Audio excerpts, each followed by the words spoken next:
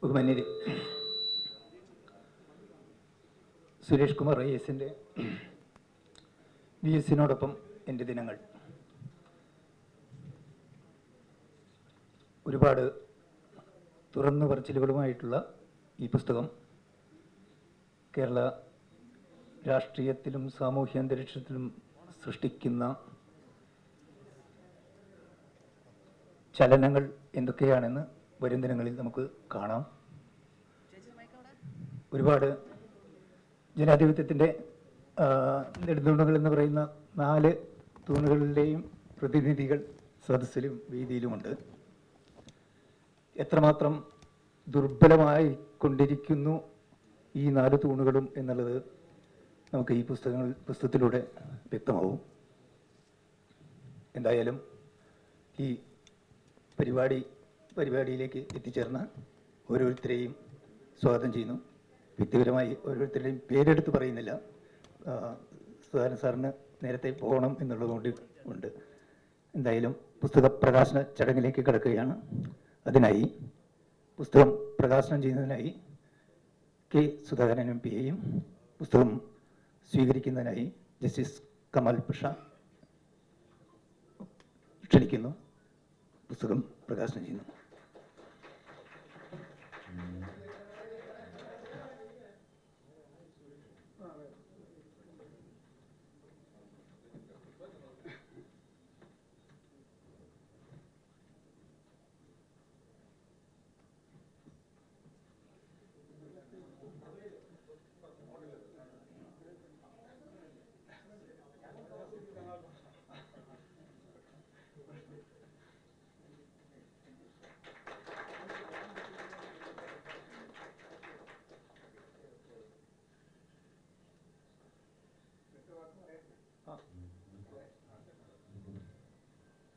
സംസാരിക്കുന്നതിനായി K Sudhakaran MP. വേദിയിലെ വിശിഷ്ടാതിഥികളെ, എൻ്റെ പ്രിയമുള്ള സഹോദരി സഹോദരന്മാരെ, വാക്കുകൾക്കേറെ പ്രസക്തിയില്ലാത്ത ഒരു ജനതയാണ് എൻ്റെ മുമ്പിലിരിക്കുന്നത്. ഒരു വിഷയമില്ല, നമുക്ക് സംസാരിക്കാൻ ഏറെ കാര്യങ്ങളുമില്ല. അതുകൊണ്ട് തന്നെ വാക്കുകൾ വളരെയേറെ പരിമിതമാക്കുന്നു. നമുക്കറിയാം നമ്മുടെ ഈ ഇന്നത്തെ യോഗത്തിൻ്റെ ഉദ്ദേശം എന്താണെന്ന്.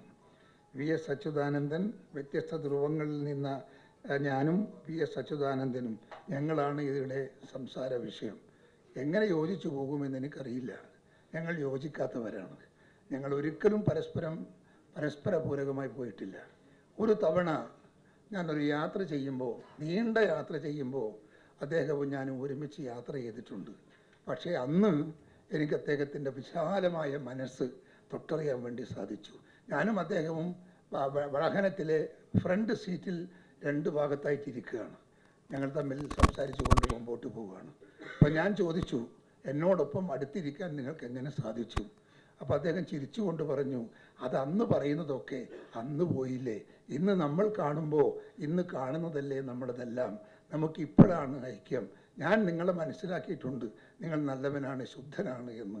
പക്ഷേ ഞാൻ പറഞ്ഞു, ഇന്ന് വരെ നിങ്ങളുടെ നാവിലോ വാക്കിലോ അല്ലെങ്കിൽ അഭിപ്രായത്തിലോ അല്ലെങ്കിൽ നിങ്ങളുടെ മുഖത്തോ അങ്ങനെ ഒരു ഭാവം ഞാൻ കണ്ടിട്ടില്ല. പക്ഷേ കാണാത്തത് കാണുമ്പോഴാണ് അതിനൊരു ഹരം എന്ന് പറഞ്ഞ വാക്ക് ഞാൻ ഇപ്പോഴും ഓർമ്മിക്കുന്നു. ഇന്ന് നിങ്ങളെ ഞാൻ അറിയിക്കുന്നു, എൻ്റെ മനസ്സ് അങ്ങയോട് വളരെ ബഹുമാനവും ആദരവുമുള്ള ഒരാളാണ് ഞാൻ. എല്ലാ എതിർപ്പുകളെയും അതിജീവിച്ചുകൊണ്ട് മുൻപോട്ട് പോകുന്ന ഒരു കരുത്തനായ ചെറുപ്പക്കാരൻ എന്ന നിലക്ക് അങ്ങേക്ക് ജനമനസ്സിൽ സ്ഥാനമുണ്ട് എന്നത് പറയാതിരിക്കാൻ നിർവാഹമില്ല. സത്യത്തിൽ ഞാൻ അതുവരെ കിട്ടിയ എല്ലാ അഭിനന്ദനങ്ങൾക്കും അപ്പുറത്ത് അത് മുകളിലേക്ക് വെച്ച് കെട്ടേണ്ടി വന്നു. കെട്ടാൻ സാധിച്ചു എനിക്ക് എന്ന് പറയുമ്പോൾ അദ്ദേഹത്തിൻ്റെ വലിയ മനസ്സും അദ്ദേഹത്തിൻ്റെ വലിയ ജീവിതത്തിൻ്റെയും അദ്ദേഹത്തിൻ്റെ വിശാല ബോധത്തിൻ്റെയും അകത്ത് ഇരുന്നു കൊണ്ട് അദ്ദേഹത്തെ നോക്കിക്കാണാൻ സാധിക്കുന്ന ഒരു സന്ദർഭമാണ് അദ്ദേഹം എനിക്ക് ഉണ്ടാക്കി തന്നത്. വളരെ നല്ല മനുഷ്യൻ. ഞാനുമായി പിന്നെ ഒരുപാട് നേരം സംസാരിച്ചു.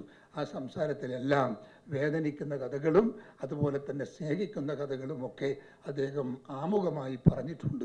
അവിടെയൊക്കെ എൻ്റെ ഓർമ്മകൾ തലയിൽ നിന്ന് തിളങ്ങുന്നുണ്ട് എന്ന് ഞാൻ നിങ്ങളെ ഓർമ്മിപ്പിക്കുകയാണ്. അതുകൊണ്ട് എന്തു പറഞ്ഞാലും അദ്ദേഹത്തിൻ്റെ അച്യുതാനന്ദൻ്റെ ഒരു വലിയ മനസ്സ്. അദ്ദേഹം എല്ലാ ആളുകളെയും ഒരുപോലെ സ്നേഹിക്കുന്ന ഒരാളാണ്. CPM-ഓടോ CPI-യോടോ എനിക്കൊരു പ്രത്യേകതയുണ്ട് എന്ന് അദ്ദേഹം പറഞ്ഞിട്ടില്ല. ഞാനൊരു തവണ ചോദിച്ചപ്പോൾ പറഞ്ഞു, എനിക്കങ്ങനെയില്ല, എനിക്ക് ജനത്തോടാണ്, എനിക്ക് ജനസമൂഹത്തോടാണ്, ജനാധിപത്യത്തോടാണ്, എനിക്ക് മറ്റാരോടും പ്രത്യേകമായ താല്പര്യങ്ങളോ കൂട്ടോ എനിക്കില്ല എന്ന് താങ്കൾ മനസ്സിലാക്കണം. ഭയങ്കരമായ വാക്കാണ്, വളരെ ആഴവും പരപ്പുമുള്ള വാക്കാണ്. ആ വാക്കുകൾക്ക് ഒരുപാട് അർത്ഥമുണ്ട്. വ്യത്യസ്തമായ അർത്ഥതലങ്ങളിലാണ് അദ്ദേഹം അത് ഊന്നിയത്. ഞാൻ അന്ന് അദ്ദേഹത്തെ വിലയിരുത്തി. അദ്ദേഹത്തിൻ്റെ മനസ്സ് ശുദ്ധമാണ്, അദ്ദേഹത്തിന് വിശാലമായ കാഴ്ചപ്പാടുണ്ട്, അദ്ദേഹത്തിന് ഒരുപാട് കാര്യങ്ങളുണ്ട്. അദ്ദേഹം ഞങ്ങളോടൊക്കെ പിന്നീട് പറഞ്ഞ കാര്യങ്ങളൊക്കെ ഞാനിവിടെ വിസ്തരിക്കുന്നില്ല. ഒരു നല്ല മനസ്സിൻ്റെ ഉടമയാണ്, ഒരു നല്ല രാഷ്ട്രീയക്കാരൻ, ജനങ്ങളോട് വിശ്വാസമുള്ള, ജനങ്ങളെ ആഗ്രഹിക്കുന്ന, ജനങ്ങളെ താല്പര്യപ്പെടുന്ന, ജനങ്ങളെ കാത്തു സൂക്ഷിക്കണമെന്ന് മനസ്സിൻ്റെ അകത്ത് ഉള്ളിലിട്ടമക്കുന്ന ഒരു നേതാവാണ് CV അച്യുതാനന്ദൻ എന്ന് പറയാതിരിക്കാൻ നിർവാഹമില്ല. അദ്ദേഹത്തിൻ്റെ ഓർമ്മകൾക്ക് മുമ്പിൽ ഞാൻ നമ്രശിരസ്കനാകുന്നു. അദ്ദേഹത്തിൻ്റെ ഒരു പുസ്തകം എൻ്റെ പ്രിയപ്പെട്ട സുരേഷ് കുമാർ രചിച്ച VS-നൊപ്പം എൻ്റെ ദിനങ്ങൾ എന്ന പുസ്തകം, എന്ത് തരത്തിലാണ് അദ്ദേഹം എന്നെ ക്ഷണിച്ചത് എന്ന് എനിക്കറിയില്ല. ഏതായാലും എന്നെ ക്ഷണിച്ചതിന് അദ്ദേഹത്തോട് നന്ദി പറയുന്നു. എല്ലാ തരത്തിലും ഞാനുമായി ഒരു ബന്ധമില്ലാത്ത ഒരു നിലവാരത്തിൽ നിന്ന് എന്നെ എങ്ങനെ ഇദ്ദേഹം കണ്ടെത്തിയെന്ന് എനിക്ക് അത്ഭുതത്തോടെയാണ് ഞാൻ നോക്കി നിൽക്കുന്നത്. എല്ലാ വാക്കുകൾ ചുരുക്കുന്നു. എല്ലാവരെയും കാണാനും ഈ പുസ്തകം കൈമാറാനും എനിക്ക് അവസരം തന്ന എൻ്റെ പ്രിയപ്പെട്ട സുരേഷ് അല്ലേ, ശ്രീകുമാറിന് ഞാൻ നന്ദി പറയുന്നു. എന്നും താങ്കളെക്കുറിച്ചുള്ളൊരു ഓർമ്മ എൻ്റെ മനസ്സിൻ്റെ അകത്ത് സ്ഥായിയായി ഉണ്ടാകുമെന്ന് ഞാൻ അങ്ങയോട് അറിയിക്കുന്നു. അങ്ങയുടെ വിശാലമായ മനസ്സിനെ ഞാൻ നമിക്കുന്നു എന്ന് മാത്രം പറഞ്ഞുകൊണ്ട് ഔപചാരികമായി ചടങ്ങ് നിർവഹിച്ചതായി ഞങ്ങളെ അറിയിക്കുന്നു. നിങ്ങൾക്ക് നമസ്കാരം ചെയ്യിക്കുന്നു. ജസ്റ്റിസ് കമൽ പാഷ.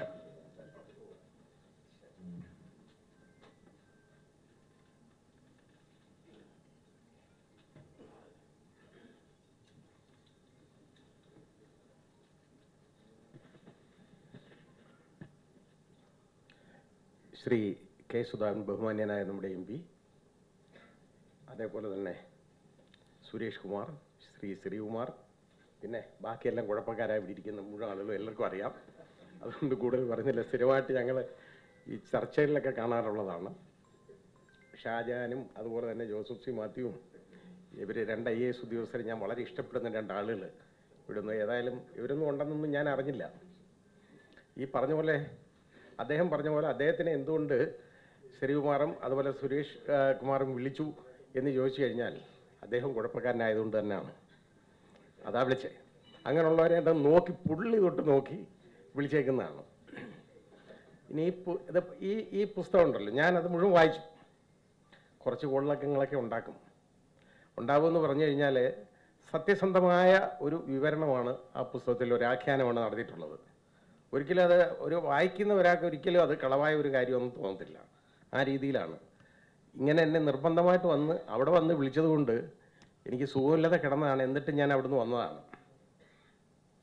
അപ്പോൾ ഞാൻ ഇഷ്ടപ്പെട്ട ഒരു കാര്യം എന്ന് പറഞ്ഞത്, അന്ന് ഈ മൂന്നാർ കയ്യേറ്റം ഒഴുപ്പീരുമായിട്ട് നോക്കുമ്പോൾ ഇവർ 2 പേര് മുൻനിരയിൽ ഇങ്ങനെ നടക്കും. സുരേഷ് കുമാറും അതേപോലെ തന്നെ നമ്മുടെ മീശ എന്ന് പുള്ളി പറയുന്ന, അത് VS-ൻ്റെ ഭാഷയിൽ പറഞ്ഞാൽ നമ്മുടെ മീശക്കാരൻ എന്ന് പറയുന്ന ഋഷിരാജ് സിംഗും, ഇവർ നല്ല രീതിയിൽ അത് മുന്നേറിക്കൊണ്ടിരുന്നു. പക്ഷേ ഒരു പകുതി വഴിയിൽ അത് ഉപേക്ഷിക്കേണ്ടതായിട്ട് വന്നത് അത് VS-ൻ്റെ കുഴപ്പം കൊണ്ടോ ഒന്നുമല്ല.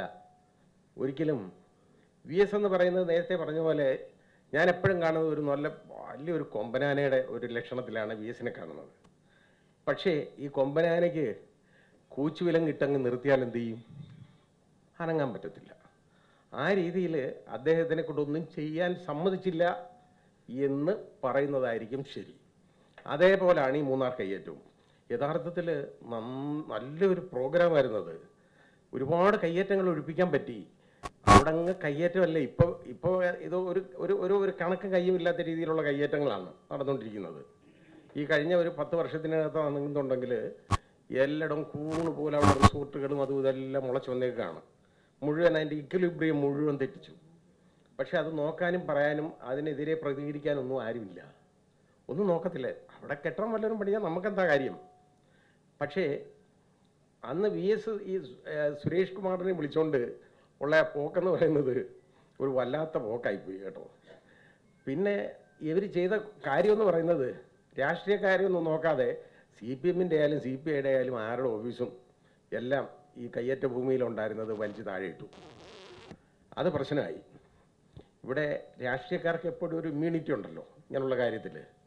അത് വകവെച്ച് കൊടുക്കാൻ തയ്യാറാകാത്ത ആളുകളായിരുന്നു ഈ ഋഷിരാജ് സിംഗും അതുപോലെ സുരേഷ് കുമാറും. അതാണ് പ്രശ്നം. അപ്പോൾ VS അതിന് യഥാർത്ഥത്തിൽ പച്ചക്കൊടി കൊടുത്തു, നല്ലതായിട്ട്. ഇവർക്കൊരു ഫ്രീ ഹാൻഡ് കൊടുത്ത് വിട്ടതാണ്. ഒരു മുഖ്യമന്ത്രി അങ്ങനെ ചെയ്തേക്കുന്നത് വലിയൊരു കാര്യമാണ്. അത്രത്തോളം വിശ്വാസത്തിലെടുത്താണ് സുരേഷ് കുമാറിനെ ആ ജോലി ഏൽപ്പിച്ചത്, ദൗത്യം ഏൽപ്പിച്ചത്. അത് അദ്ദേഹം ആ നടന്നിടത്തോളം കാലം നന്നായിട്ട് നടന്നുകയും ചെയ്തു. പക്ഷേ അത് മുഴുമിപ്പിക്കാൻ സമ്മതിച്ചില്ല. ഞാൻ പറഞ്ഞില്ലേ, കൊമ്പാനയ്ക്ക് കൂച്ചുവിലം കിട്ടാതെ നിർത്തി, ഇനി മുമ്പോട്ട് പോകണ്ട. ഇതാ സംഭവിച്ചിരിക്കുന്നത്. നമ്മുടെ ഇങ്ങനെയുള്ള ആളുകൾ, അതായത് രാഷ്ട്രീയത്തിൽ യഥാർത്ഥം നോക്കിയാൽ എല്ലാവരുടെ അടുത്തും ഒരേപോലെ ഇടപെടുന്ന, തമാശയായിട്ടൊക്കെ പറയും. നമുക്ക് തോന്നും ഇത് ഈ പറയുന്നതൊക്കെ ആരെങ്കിലും കളിയാക്കി പറയുന്നതാണെന്നൊക്കെ തോന്നും. അതുമല്ല, വളരെ നല്ല മനസ്സിൻ്റെ ഉടമയാണ്. കാരണം ഒരു 2-3 പേര്, 2 സംഘടനകൾ എന്നെ ആ ആലപ്പുഴ ഭാഗത്തുനിന്ന് ഓരോ 1-2 യോഗങ്ങൾക്ക് വിളിക്കാനായിട്ട് വന്നു കഴിഞ്ഞപ്പോൾ ഞാൻ പറഞ്ഞു, ഇതിനൊക്കെ ഞാൻ വരുന്നത് എങ്ങനെ? ഇതൊക്കെ രാഷ്ട്രീയക്കാർക്കും ഒക്കെ പറഞ്ഞിട്ടുള്ള കാര്യമല്ലേ. അത് ഞങ്ങളെ VS-ൻ്റെ അടുത്ത് പോയി. അന്നേരം പറഞ്ഞു, നിങ്ങളൊരു കാര്യം ചെയ്യും, ആ ജഡ്ജി ഇല്ലയോ, കൊള്ളാം തന്നെ, അയാളെ പോയി വിളിക്കാൻ പറഞ്ഞു. നേരിട്ട് ഞങ്ങളൊരു പരിചയമില്ല, പക്ഷേ എൻ്റെ അടുത്ത് പറഞ്ഞയച്ചതാണ് എന്ന് പറയുന്നതാണ് VS. പക്ഷെ അങ്ങനെയുള്ള ഒരു മനുഷ്യൻ്റെ ആ നാമധേയത്തിലുള്ള ഒരു പുസ്തകം VS-നോടൊപ്പം കഴിഞ്ഞ ദിനങ്ങളാണെങ്കിലും ഇത് ആ നല്ല രീതിയിൽ ഇത് എഴുതിയിട്ടുണ്ട്. പിന്നെ ഞാൻ പറഞ്ഞില്ലേ, ഒരു ആത്മകഥാ രചന എന്നൊക്കെ പറയുമ്പോൾ അതിനകത്ത് ഒരുപാട് തിരിച്ചടികൾ ഉണ്ടാകാൻ സാധ്യതയുണ്ട്. കാരണം ഇത് നമ്മളെ മാത്രമല്ല നമ്മൾ എഴുതുമ്പോൾ ബാധിക്കുന്നത്, പല ആളുകളെയും ബാധിക്കും. മറ്റാളുകളെയും ബാധിക്കുന്ന ഓരോ കാര്യമായിട്ട് മാറും. അങ്ങനെ വരുന്നുണ്ടെങ്കിൽ കുറച്ച് എതിർപ്പും കുറച്ച് കോലാഹലവും ഒക്കെ ഉണ്ടാവും. പക്ഷേ സുരേഷ് കുമാറിന് അത് പ്രശ്നമൊന്നുമല്ല. ഏതായാലും എല്ലാവിധ ആശംസകളും ഞാൻ ഇതിന് നേരുകയാണ്. നല്ലൊരു പുസ്തകം നമുക്കൊക്കെ കിട്ടി, സത്യസന്ധമായ ആഖ്യാനം നടത്തി നമുക്കൊക്കെ അത് വായിച്ച് മനസ്സിലാക്കാനും ജനങ്ങൾ അറിയട്ടെ എന്നാണ് VS പറഞ്ഞത്. സുരേഷിൻ്റെ അടുത്ത് പറഞ്ഞു, ഇത് എഴുതാൻ നേരത്തെ പറഞ്ഞു ഇത് എഴുതണം, ജനങ്ങൾ അറിയട്ടെ, ആളുകൾ അറിയട്ടെ എന്നുള്ളതാണ്, മനസ്സിലാക്കട്ടെ എന്നുള്ളതാണ്. അവിടെ അദ്ദേഹം രാഷ്ട്രീയമൊന്നും നോക്കിയില്ല, എല്ലാവരും അറിയട്ടെ എന്നുള്ളതാണ്. അറിയാനുള്ള ഒരു അവകാശം അതെല്ലാവർക്കും ഉള്ളതാണ്. അത് തന്നെ നമുക്കൊക്കെ കിട്ടി സുരേഷിലൂടെ ഇങ്ങനൊരു പുസ്തകം. എല്ലാവിധ ആശംസകളും ഞാൻ നേരുന്നു.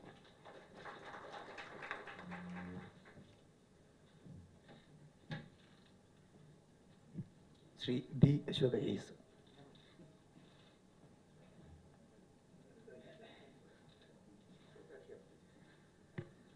ബഹുമാന്യരെ, ഈ പുസ്തക പ്രകാശനത്തിൽ പങ്കെടുക്കാൻ ശ്രീ സുരേഷ് വിളിച്ചപ്പോൾ ഇത് സദസ്സിൻ്റെ കൂട്ടത്തിൽ ഭാഗഭാക്കാകാൻ മാത്രമേ ഉദ്ദേശിച്ചുള്ളൂ. പുസ്തകത്തിൻ്റെ പ്രതി എനിക്കിപ്പോൾ കിട്ടിയതേ ഉള്ളൂ. ഞാൻ ശ്രീ സുരേഷിനോട് പറയുമായിരുന്നു, അത് നല്ലതാണ്, കാരണം അത് നമ്മുടെ അലിബയാക്കാമല്ലോ. അത് കാരണം പ്രകാശനത്തിൽ പങ്കെടുത്തു എന്നൊരു കുറ്റപത്രം കിട്ടുകയാണെങ്കിൽ ഞാൻ പുസ്തകം കണ്ടിട്ടേ ഇല്ലാതെ എനിക്ക് പറയാമല്ലോ എന്ന് ഞാൻ പറയുമായിരുന്നു. അപ്പോൾ എനിക്കാകെ പറയാൻ തോന്നുന്ന കാര്യങ്ങൾ ഇത്രയും. പരിണിതപ്രജ്ഞരായ ആളുകളുടെ മുന്നിൽ ഒരു പ്രസംഗം ഇവിടെ കാഴ്ചവെക്കേണ്ട ആവശ്യമില്ല. ഇത് ശ്രദ്ധിക്കപ്പെടുന്ന ഒരു പുസ്തകമായിരിക്കുമെന്ന് എനിക്ക് തോന്നുന്നു. കാരണം വേറിട്ട ഒരു വ്യക്തിത്വവും ഭരണത്തിലും പ്രതിപക്ഷത്തുണ്ടായിരുന്നപ്പോഴും പൊതുപ്രവർത്തനായിരുന്നപ്പോഴും സ്ഥാപിച്ചെടുത്ത ഒരു വ്യക്തിത്വമാണ് VS-ൻ്റേത്. എനിക്ക് VS അച്യുതാനന്ദനുമായിട്ട് ഒന്നിച്ച് ജോലി ചെയ്യാനുള്ള അവസരം ഉണ്ടായില്ല. കാരണം അദ്ദേഹം അധികാരത്തിൽ വന്ന സമയം ഞാൻ കേന്ദ്ര ഡെപ്യൂട്ടേഷനിൽ പോയി. അദ്ദേഹം അധികാരത്തിൽ നിന്ന് പുറത്തു പോകാൻ മാസങ്ങൾ ബാക്കിയിരിക്കുകയാണ് ഇവിടെ വന്നത്. 2-3 വട്ടമേ ഞങ്ങൾ തമ്മിൽ നേരിട്ട് ഭരണകർത്താവായിരുന്നപ്പോൾ കണ്ടിട്ടുള്ളൂ. പ്രതിപക്ഷ നേതാവായിരുന്നപ്പോൾ കണ്ടിട്ടുണ്ട്. അദ്ദേഹം എന്നെ യൂണിവേഴ്സിറ്റിയിൽ നിന്ന് പുറത്താക്കണമെന്ന് പറഞ്ഞ് സമരം നടത്താനും പിക്കറ്റ് ചെയ്യാനും എല്ലാം അവിടെ വന്നിട്ടുണ്ട്. പ്രതിപക്ഷ നേതാവെന്ന നിലയിൽ കുറച്ചും കൂടി പരിചയമുണ്ട്. യൂണിവേഴ്സിറ്റി ക്യാമ്പസിൽ കയറുന്നതിന് അദ്ദേഹത്തിന് ഞാൻ നിരോധനം ഏർപ്പെടുത്തിയിട്ടുണ്ട് അതിനകത്ത് കയറുന്നതിന്. അപ്പം അദ്ദേഹം തിരിച്ചു വന്നതിന് ശേഷം എനിക്കെതിരെ അതിന് വിജിലൻസ് അന്വേഷണം നടത്തുന്ന പറഞ്ഞാൽ അദ്ദേഹത്തിൻ്റെ സ്വതസിദ്ധമായ ശൈലിയിൽ ഒരു പരാതി കൊടുത്തു. അപ്പോൾ അതിന് ഗ്രൗണ്ടായിട്ട് പറഞ്ഞിരുന്നത് ഇയാളൊരു മഹാ അഹങ്കാരിയാണ്, അഹങ്കാരി കൂടിയാണ് എന്ന് പറഞ്ഞിരുന്നു. ഞാൻ രക്ഷപ്പെട്ടത് അതുകൊണ്ടാണ്. കാരണം ഞാനതിന് റിജോയിൻഡർ കൊടുത്തപ്പോൾ ഞാനതിൽ എഴുതി അഹങ്കാരത്തിനുള്ള ചികിത്സ പ്രിവെൻഷൻ ഓഫ് കറപ്ഷൻ ആക്ട് ഇല്ല, അതുപോലെ കൗൺസിലിംഗ് നടത്താനൊക്കെ പറ്റുള്ളൂ. പിന്നെ ഞാൻ നോക്കിയപ്പോൾ അത്യാവശ്യം അഹങ്കാരികളായ ആളുകളാണ് അദ്ദേഹത്തിൻ്റെ കൂടെ വർക്ക് ചെയ്തിട്ടുള്ളവർ. ചിലരൊക്കെ ഇരിക്കുമല്ലോ, അഹങ്കാരം എന്ന് പറഞ്ഞുകൂടാ, ഒരു ഔദ്ധത്യം അല്ലേ, അവർ പിടിച്ച് അങ്ങനെയൊക്കെ അത് രക്ഷപ്പെട്ടു പോയത് ഓർക്കുന്നുണ്ട്. അപ്പോൾ ആദ്യ പുസ്തകത്തിന് അങ്ങേയറ്റത്തെ നേരുന്നു. വായിക്കപ്പെടുന്ന എഴുതുന്ന എല്ലാവരുടെയും ആസ്പിറേഷൻ പുസ്തകം വായിക്കപ്പെടണം എന്നുള്ളതാണ്. ചില പുസ്തകങ്ങൾ എഴുതിയത് കൊണ്ട് തന്നെ പുസ്തകം വായിക്കപ്പെടുകയും വിറ്റുപോവുകയും ചെയ്യുമ്പോൾ നമുക്ക് സന്തോഷമുണ്ട്. ആകെ എനിക്ക് കൂട്ടിച്ചേർത്ത് പറയാൻ തോന്നുന്ന ഒരേ ഒരു കാര്യം, ഇവിടെ ശ്രീകുമാർ പറഞ്ഞു, ശ്രീകുമാറിനെ ഓർക്കാൻ എനിക്ക് സന്തോഷമുണ്ട്. എൻ്റെ പുസ്തകങ്ങൾ പ്രസിദ്ധീകരിച്ചിട്ടുണ്ട് ശ്രീകുമാർ. പിന്നെ അദ്ദേഹം എനിക്ക് തോന്നുന്നു ഇപ്പോൾ രാഷ്ട്രീയക്കാരുടെ ബയോഗ്രഫികളും അതിൻ്റെ പബ്ലിക്കേഷനിൽ ഇപ്പോൾ സ്പെഷ്യലൈസ് ചെയ്യുന്നു എന്നൊരു സംശയം. അതിൻ്റെ ഭാഗമായിട്ട് ഇടയ്ക്കിടയ്ക്ക് വാർത്തയിലൊക്കെ വരാറുണ്ട് ചില, അല്ലേ, പ്രസിദ്ധീകരിച്ച് കഴിയുമ്പോൾ ചിലർ പറയുന്നത് ഞാൻ എഴുതിയല്ലെന്ന്. അത് വേറെ ഒക്കുപേഷണൽ ഹസാർഡാണ്. ഏതായാലും എനിക്ക് പരാമർശിക്കാൻ തോന്നിയ കാര്യം, 4 തൂണുകളും ദുർബലമായി വരുന്നു എന്ന് ശ്രീകുമാർ പറഞ്ഞെന്ന് തോന്നുന്നു. ആമുഖ ജനാധിപത്യത്തിൻ്റെ 4 തൂണുകളും ദുർബലമായി എന്നുള്ള. എനിക്ക് മനസ്സിൽ തോന്നിയ ഒരു ചോദ്യം, എന്താണ് ജനാധിപത്യത്തിൽ ശക്തമായി വന്നുകൊണ്ടിരിക്കുന്നത്? വളരെ ഇൻട്രസ്റ്റിംഗ് ആയിട്ടുള്ളൊരു ലൈൻ ഓഫ് തോട്ടായിരിക്കും. ഉത്തരവൊന്നും പറഞ്ഞ് കുഴപ്പത്തിലാകാൻ ഞാൻ തയ്യാറല്ല. അപ്പോൾ അത് പിന്നെ ബിസിനസ്സിൻ്റെയും ധനശക്തിയുടെയും പ്രയോഗം രാഷ്ട്രീയത്തിൽ കൂടി വരുന്നതാണോ, കയ്യൂക്ക് കൂടി വരുന്നതാണോ, കാര്യങ്ങൾ സമഗ്രമായിട്ട് മനസ്സിലാക്കുന്ന ആളുകൾ പൊതുരംഗത്ത് കുറയുന്നത് കൊണ്ടാണോ, പൊതുവെ ഒരു ഇൻടോളറൻസ് എന്തായാലും വർദ്ധിച്ചിട്ടുണ്ട്. കാരണം എഴുതപ്പെടുന്ന വാക്കിനോടും പറയപ്പെടുന്ന കാര്യങ്ങളോടും നമ്മളിപ്പോൾ പ്രതികരിക്കുന്നത് ഒരു തരം പ്രതികാര ബുദ്ധി എന്ന് പറയാവോ, അത് നമ്മുടെ പീനൽ സ്റ്റാറ്റ്യൂട്ടിൻ്റെ സാധ്യതകളെല്ലാം പ്രയോജനപ്പെടുത്തിക്കൊണ്ടാണ്. അത് ശ്രദ്ധയിൽ വരുന്നുണ്ട്. ഇപ്പോൾ അത് ഞാൻ ആവർത്തിച്ച് പറയേണ്ട ആവശ്യമില്ല. എസ്റ്റാബ്ലിഷ്ഡ് ജേർണലിസ്റ്റുകൾക്ക് തന്നെ വന്നിട്ടുള്ള പല എക്സ്പീരിയൻസുകളും പ്രമുഖ മാധ്യമങ്ങളുള്ളവർക്ക് അടുത്ത പല വർഷങ്ങളിൽ വന്ന എക്സ്പീരിയൻസിൽ അതെല്ലാം അടങ്ങിയിട്ടുണ്ട്. അപ്പോൾ ഇതെല്ലാം നമ്മൾ മെച്ചപ്പെടുത്തുക എന്നുള്ളതാണ് നമ്മുടെ ജനാധിപത്യം സമ്പുഷ്ടമാക്കാനുള്ള ഒരു മാർഗം. ശ്രീ സുരേഷിനെ കുറിച്ച് ഒരു വാക്ക് പറയാതിരിക്കാൻ കഴിയില്ല. ശ്രീ സുരേഷ് പ്രിമച്ചുറായിട്ട് IAS ഇന്ന് 2016 റിട്ടയർ ചെയ്ത് പോവുകയാണ്. അതിന് മുമ്പ് നടന്ന സംഭവങ്ങളും എനിക്ക് ഇന്നലത്തെ പോലെ ഓർമ്മയുണ്ട്. അദ്ദേഹത്തിനെ യാതൊരു കാരണവശാലും പ്രിൻസിപ്പൽ സെക്രട്ടറിയായിട്ട് പ്രൊമോട്ട് ചെയ്യുകയില്ല എന്ന് തിരുവനന്തപുരത്ത് ഒരാൾ ശപഥമെടുത്തു. ശപഥം എന്ന് പറഞ്ഞപ്പോൾ ഭയങ്കര ശപഥമാണ്. എൻ്റെ അടുത്ത് കൂടിയാണ് പറഞ്ഞത്, ഒരു കാരണവശാലും സുരേഷ് പ്രിൻസിപ്പൽ സെക്രട്ടറി ആകുന്ന പ്രശ്നമില്ല. അത് ഞാൻ പറഞ്ഞു താങ്കൾക്ക് തന്നെ ആ പ്രൊമോഷൻ ഉത്തരവ് ഒപ്പുവെക്കാനുള്ള ഭാഗ്യം ഉണ്ടാവുമെന്ന് ഞാൻ ഉറപ്പ് തരുന്നു എന്ന് പറഞ്ഞിട്ട് ഞാൻ അവിടെ നിന്ന് ഇറങ്ങിപ്പോയി. അത് നമ്മൾ ചെയ്യുകയും ചെയ്തു. അപ്പോൾ ഞങ്ങൾ തമ്മിലുള്ള ബന്ധം ആ പ്രൊമോഷൻ്റെ അതിൻ്റെ പിന്നാമ്പുറത്ത് കഥകളൊന്നും ഞാൻ പറയാനായിട്ട് തയ്യാറാകുന്നില്ല. അത് നമ്മുടെ ജനാധിപത്യത്തിൻ്റെ ഒരു സൗന്ദര്യമാണ്. അങ്ങനെ വാശി പിടിച്ച ആ സീനിയർ ഉദ്യോഗസ്ഥൻ, ഞാൻ സുരേഷിൻ്റെ ഒരു മിടുക്ക് വെളിപ്പെടുത്താൻ വേണ്ടി പറയുകയാണ്, അങ്ങനെ വാശി പിടിച്ച കട്ടായം പറഞ്ഞ സ്വകാര്യമായിട്ട് പറഞ്ഞത് വേറൊരു കാര്യമാണ്. ഞാനതിവിടെ പറഞ്ഞൊരു സ്പർദ്ധ ഇപ്പോൾ ഉണ്ടാക്കാൻ തയ്യാറല്ല. അങ്ങനെ ഒരുത്തന്നെ ഞാനിപ്പോൾ ഇവിടെ പ്രിൻസിപ്പൽ സെക്രട്ടറി ആക്കാനൊന്നും പോകുന്നില്ല എന്ന് പറഞ്ഞു. ഞാൻ പറഞ്ഞു കടലാസ് റെഡിയാക്കി വെച്ചോ, അത് ഒപ്പിടേണ്ടി വരും എന്ന് പറഞ്ഞു. അവിടെ നിന്ന് പോരുന്നു. ഒരു 2-3 ദിവസം കഴിഞ്ഞപ്പോൾ സുരേഷിൻ്റെ ഒരു സ്വാധീനത്തിൻ്റെ ലക്ഷണമാണ് ഞാൻ പറയുന്നത്. ഈ പറഞ്ഞ വ്യക്തി അന്ന് തീർത്തും നിസ്സാരനും അറിയപ്പെടാത്തവനുമായി എൻ്റെ അടുത്തൊരു ദൂതനെ അയക്കുകയാണ്. ഒരു സന്ധി വേണം, എന്താ വേണ്ടത് എന്ന്. അപ്പോൾ ചില്ലറക്കാരനല്ലെന്ന് മനസ്സിലായല്ലോ, അതാണ് സുരേഷ്. അപ്പോൾ ഒറ്റ കാര്യം കൂടി പറഞ്ഞുകൊണ്ട് അവസാനിപ്പിക്കാം. ഒരു വിവാദം ഉണ്ടാക്കാൻ പറയുന്നതല്ല. എനിക്ക് തോന്നിയ ലളിതമായൊരു കാര്യം, ഈ നമ്മുടെ ഡെമോക്രസി വിജയിക്കണമെങ്കിൽ നമ്മളെല്ലാവരും അതിനെക്കുറിച്ച് കൂടുതൽ പഠിക്കണമെന്നുള്ളതാണ് സിവിൽ സർവീസിലൊരു 3 പതിറ്റാണ്ട് പൂർത്തിയാക്കുന്ന എനിക്ക് പറയാനുള്ളത്, റിക്വസ്റ്റ് ചെയ്യാനുള്ളത്. കാരണം ഇതിൻ്റെ ഒരുപാട് ഡൈനമിക്സ്, ഇതിൻ്റെ മെക്കാനിക്സ് സത്യത്തിൽ ഏർപ്പെടുന്ന ആളുകളുടെ ശ്രദ്ധയിലുണ്ടാവില്ല. ഞാനൊരു ചെറിയ എക്സാമ്പിൾ മാത്രം പറഞ്ഞുകൊണ്ട് ഈ ചെറിയ വാചകങ്ങൾ അവസാനിപ്പിക്കാം. ഒരു സിവിൽ സർവൻ്റ് എന്നുള്ള നിലയിൽ നമ്മൾ നേരിടുന്ന ചില ബുദ്ധിമുട്ടുകൾ.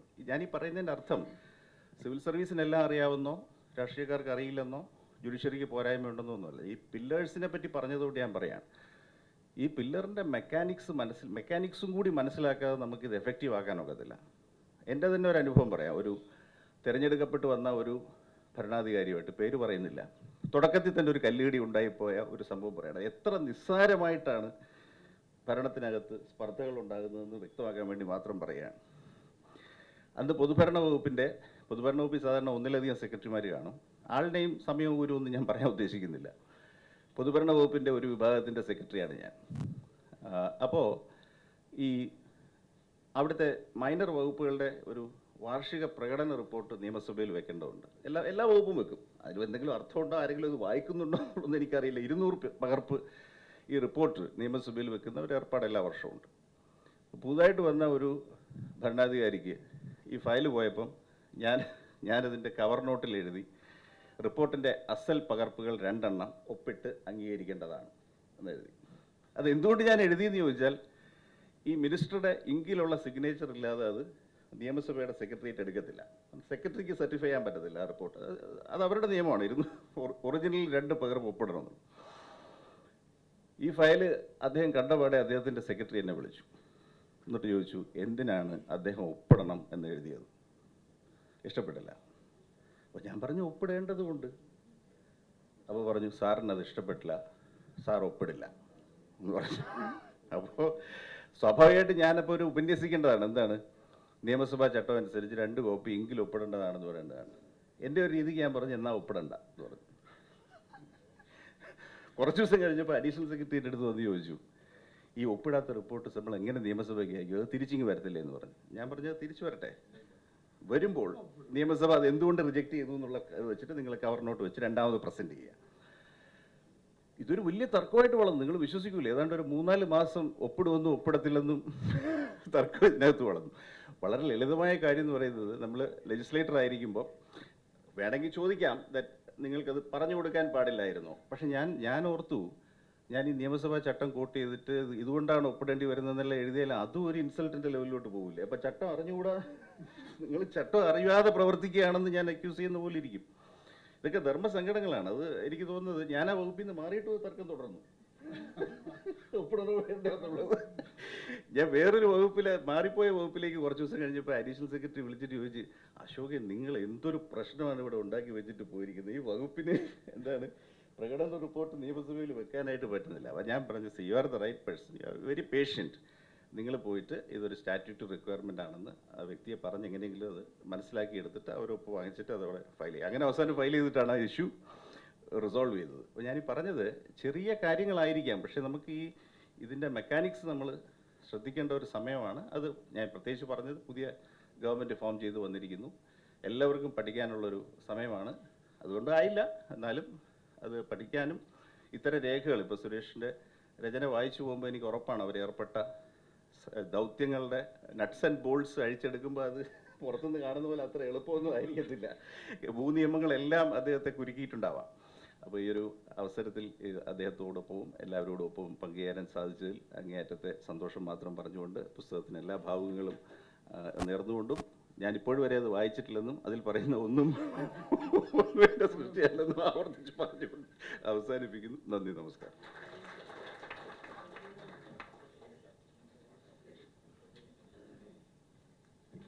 ശ്രീ പ്രശാന്ത് IAS.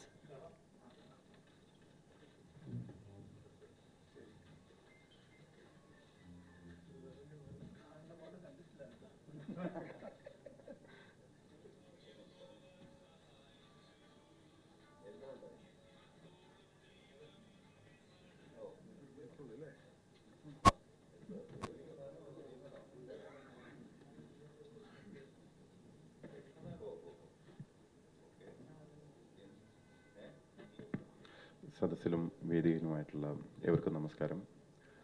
ആദ്യം തന്നെ സുരേഷ് സാറ് ഈ ഫംഗ്ഷന് വിളിച്ചതിന് നന്ദി പറയട്ടെ. കുറേ കാലം കഴിഞ്ഞിട്ടാണ് സാറിനെ കാണുന്നതും. എനിക്കിന്ന് ഓർമ്മയുണ്ട്, ഞാനൊക്കെ സർവീസിൽ ജോയിൻ ചെയ്യുന്ന കാലം 2007 ബാച്ചാണ് ഞാൻ. അപ്പം ഇതിലെ കഥകൾ പലതും 2006, 2007 ആ ഒരു കാലഘട്ടത്തിലാണ്. കാലം കുറേ മുന്നോട്ട് വന്നു കഴിഞ്ഞു. 10-20 വർഷം കഴിഞ്ഞു. ഞാനിപ്പോൾ സർവീസിൽ ഏതാണ്ട് 20 വർഷമായി എന്ന് പെട്ടെന്ന് ഓർത്തുപോയി, വയസ്സായെന്ന്. ആ കാലഘട്ടത്തിലെ പലതും പത്രത്തിൽ വായിച്ചും ഗവൺമെൻറ്റിൻ്റെ പുറത്ത് നിന്നിട്ട് ഒരു സാധാരണക്കാരൻ, ഒരു പൗരൻ എന്നുള്ള നിലയ്ക്ക് വായിച്ചും ഒക്കെ മനസ്സിലാക്കിയതിൻ്റെ ഉള്ളിലെ കഥകൾ പലതും ഇതിലുണ്ടെന്നാണ് ഞാൻ മനസ്സിലാക്കുന്നത്. അശോക് സാർ പറഞ്ഞ പോലെ ഞാനും വായിച്ചിട്ടില്ല, അതുകൊണ്ട് അതിനകത്തുള്ള ഒന്നിനെ പറ്റിയും എനിക്ക് അഭിപ്രായമില്ല, പറയാൻ അറിയില്ല. പക്ഷെ തീർച്ചയായിട്ടും ഞാൻ ഇത് വായിക്കും എന്ന് മാത്രമല്ല, ഇത് ഇത്തരം പുസ്തകങ്ങളും സർക്കാരിനകത്തുള്ള രീതികൾ, നടത്തിപ്പുകൾ, കഥകൾ, ഇതൊക്കെ ഒരു 20 വർഷം കഴിഞ്ഞ് അറിയേണ്ടതാണെന്ന് എനിക്ക് അഭിപ്രായമില്ല. എൻ്റെ അഭിപ്രായത്തിൽ അപ്പോൾ തന്നെ ജനങ്ങൾ അറിയേണ്ടതാണ്. കാരണം തിരുത്തലുകൾ നടക്കുന്നതും റിയൽ ടൈമിലാണ്, അല്ലാതെ ഒരു ഹിസ്റ്ററിയോ അല്ലെങ്കിൽ പോസ്റ്റ്മോർട്ടം നടത്തുന്നത് പോലെ പിന്നീട് ഏതെങ്കിലും കാലത്ത് തെറ്റുകൾ തിരിച്ചറിഞ്ഞ് 20 വർഷത്തിന് ശേഷം തെറ്റ് തിരുത്തുന്ന ഒരു രീതിയുണ്ട്. അതിനെക്കാട്ടിലും കൺകറൻ്റായിട്ട് നടത്തുന്നതാണ് കുറച്ചുകൂടെ നല്ലതെന്ന് എനിക്ക് അഭിപ്രായമുണ്ട്. രഹസ്യങ്ങൾ സൂക്ഷിച്ചു വെക്കേണ്ടതാണെന്നോ അല്ലെങ്കിൽ സർക്കാരിനകത്തുള്ള കാര്യങ്ങളൊന്നും പുറത്തു പറയാൻ പാടില്ലാത്തതാണെന്നോ അതൊക്കെ ഒരു പഴഞ്ചൻ കാഴ്ചപ്പാടാണ്. നമ്മളിവിടുത്തെ ഈ കൊളോണിയൽ സിസ്റ്റമാണ് ബ്യൂറോക്രസിയെ സ്ഥാപിച്ചത്. അന്ന് സായിപ്പിന് നമ്മളെ നാട്ടുകാരുടെ പുറത്ത് നിയന്ത്രണം ഏൽപ്പിക്കാൻ വേണ്ടിയാണ് ഈ സിസ്റ്റം ഉണ്ടാക്കിയത്. സായിപ്പിന്റെ നാട്ടിൽ പോയിട്ടൊന്ന് ശരിക്ക് നോക്കേണ്ടതാണ് അവിടുത്തെ സിവിൽ സർവീസ് എങ്ങനെയാണ് പ്രവർത്തിക്കുന്നതെന്ന്. അവിടുത്തെ സിവിൽ സർവീസിന് ഈ പറഞ്ഞ പോലെയുള്ള യാതൊരു നിയന്ത്രണങ്ങളോ ചട്ടക്കൂടുകളോ ഒരു എന്താ പറയുക ഡ്രക്കോണിയനായിട്ടുള്ള യാതൊരു സംവിധാനങ്ങളും സത്യത്തിൽ ഇല്ല. ഉണ്ടായിരുന്നത് പോലും അവർ ഘട്ടം ഘട്ടമായിട്ട് എടുത്ത് കളയാണ് ചെയ്തിരിക്കുന്നത്. നമ്മൾ പക്ഷേ ഇന്നും തുടരുന്നത് ഒരു കൊളോണിയൽ കാലഘട്ടത്തിൽ ഒരു കോളനി ഭരിക്കാൻ വേണ്ടി എങ്ങനെ ഏത് രീതിയിൽ വേണമായിരുന്നോ അത് വെച്ചിട്ടാണ്. ആ സിസ്റ്റത്തിനകത്ത് നിന്നുകൊണ്ട് റിസൾട്ട് കാണിക്കുക എന്ന് പറഞ്ഞാൽ അത്ര എളുപ്പമല്ല. ഇപ്പോൾ സുരേഷ് സാറിൻ്റെയൊക്കെ അനുഭവങ്ങളും ഇത് മാത്രമല്ല, അശോക് സാർ നേരത്തെ പറഞ്ഞിരുന്നല്ലോ, അകത്തുള്ള ആ ഒരു പോര്, ഒരു കാരണവശാലും അദ്ദേഹത്തെ പ്രൊമോട്ട് ചെയ്യില്ല എന്ന് പറഞ്ഞ് പ്രശ്നമുണ്ടാക്കുന്ന ആ കാലഘട്ടം എനിക്ക് ഓർമ്മയുണ്ട്. അന്ന് എനിക്ക് മറക്കാൻ പറ്റാത്ത മറ്റൊരു കാര്യം കൂടെ ഉണ്ട്. സുരേഷ് സാറിനെ അന്ന് പരമാവധി ഉപദ്രവിച്ച്, മാക്സിമം ഉപദ്രവിച്ച് ഒരു ബ്യൂറോക്രസിക്ക് അകത്തുള്ള ഒരു ഉന്നത ഓഫീസർ തന്നെയാണ് അത് ചെയ്യുന്നത്. അത് പറയണമല്ലോ, എക്കാലത്തും അങ്ങനെ തന്നെയാണ്. നമ്മൾ പലപ്പോഴും തെറ്റിദ്ധരിക്കും രാഷ്ട്രീയക്കാരാണ് വലിയ പ്രശ്നക്കാരെന്നൊക്കെ. അങ്ങനെയൊന്നും അല്ല. യഥാർത്ഥത്തിൽ ബ്യൂറോക്രസിയും രാഷ്ട്രീയക്കാരും മീഡിയയും ബിസിനസ്സും എല്ലാം ചേർന്നിട്ടുള്ള ഒരു മാഫിയ സംവിധാനം എല്ലാ നാട്ടിലും ഉണ്ട്, കേരളത്തിലും ഉണ്ട്. നേരത്തെ പറഞ്ഞ ഈ അപജയവും അല്ലെങ്കിൽ നമ്മുടെ തൂണുകൾ ശോഷിക്കുന്നതിൻ്റെ കാരണം അന്വേഷിച്ചാൽ ഈ നെറ്റ്വർക്ക് കൂടുതൽ ശക്തിപ്പെട്ടു എന്നുള്ളതാണ് എനിക്ക് തോന്നിയിട്ടുള്ളത്.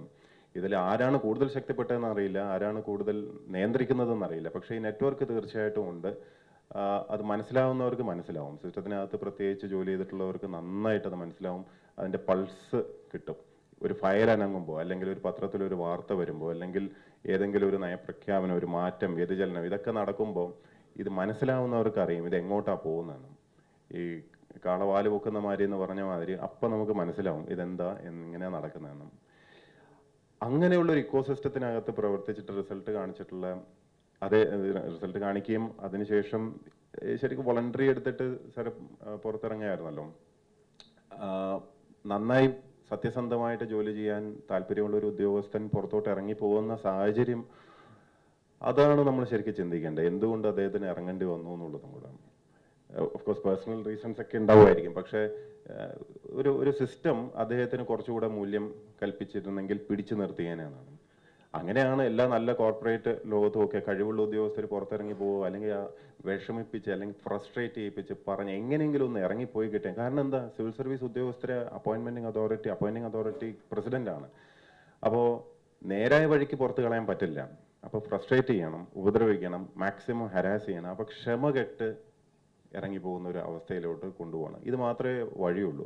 അപ്പോൾ ക്ഷമ കെട്ട് നശിച്ചു പോകാൻ ഉദ്ദേശമില്ലാത്തവരെ ഉപദ്രവിച്ചുകൊണ്ടിരിക്കുക എന്നല്ലാതെ ദേ വിൽ നോട്ട് റിലന്റ്. അത് എന്താ പറയുക, അതാണ് എനിക്ക് തോന്നുന്നത് പുതിയ ജനറേഷനിലുള്ള ആൾക്കാർ വിശ്വസിക്കുന്നത്. കാരണം ഫ്രസ്ട്രേറ്റ് ചെയ്ത് അങ്ങനെ ഇപ്പം നമ്മൾ പോകാനൊന്നും ഉദ്ദേശിക്കുന്നില്ല. നമ്മൾ ഇവിടെ തന്നെ കാണുകയും ചെയ്യും, ഈ രീതിയിലൊക്കെ തന്നെ പ്രവർത്തിക്കുകയും ചെയ്യും. നമ്മൾ വിശ്വസിക്കുന്നത് ശരിയും തോന്നുന്ന കാര്യങ്ങൾ മുന്നോട്ട് കൊണ്ടുപോവുക തന്നെ ചെയ്യും. അതിനുള്ള വഴിമരുന്ന് ഇട്ട് തന്നിട്ടാണ് ഇതുപോലുള്ള സീനിയർ ഉദ്യോഗസ്ഥർ പോയിട്ടുള്ളത്. അവർ തരുന്ന ഒരു ഊർജവും അവർ തരുന്ന ഒരു അറിവും ഗൈഡൻസും ഒരു മെന്റർഷിപ്പും ഒക്കെ ഞങ്ങളെ പോലുള്ളവർക്ക് കിട്ടിയിട്ടുണ്ട്. അതിൻ്റെ ഒരു ഗുണമുണ്ട്. ഇതേ മെന്റർഷിപ്പും ഇതേ ഗൈഡൻസും മറുവശത്തും കിട്ടുന്നുണ്ടുള്ളൂ എന്നതാണ് മറ്റൊരു പ്രശ്നം.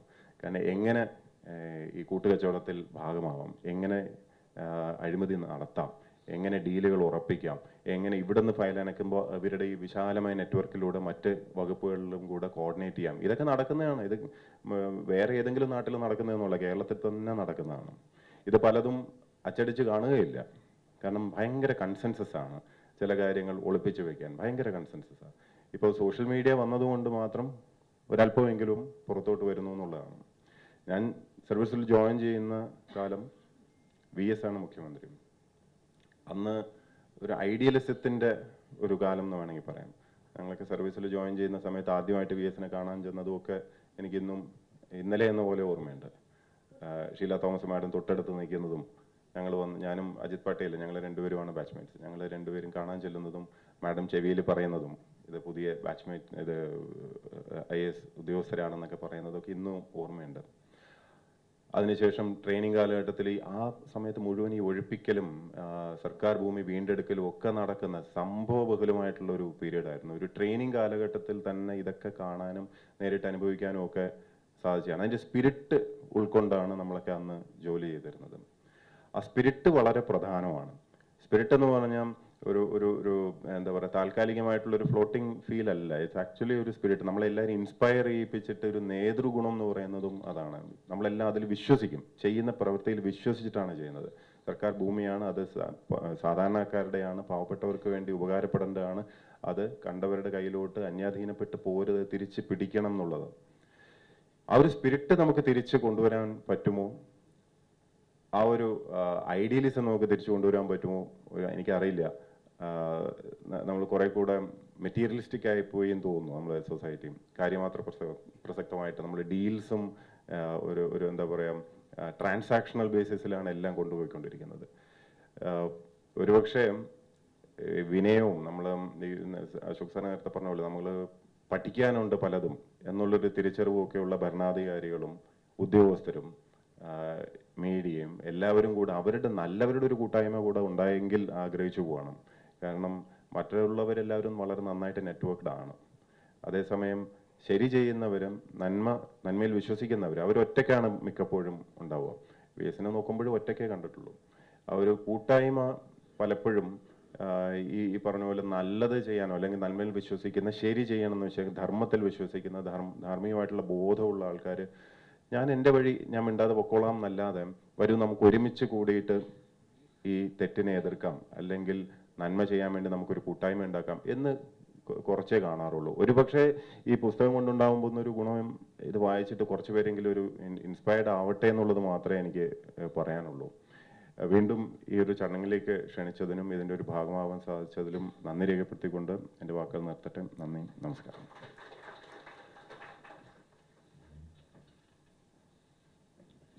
Shri Joseph T Mathew.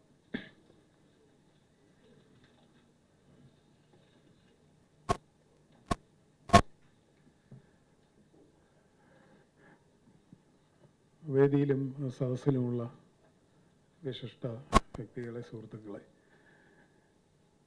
ഞാൻ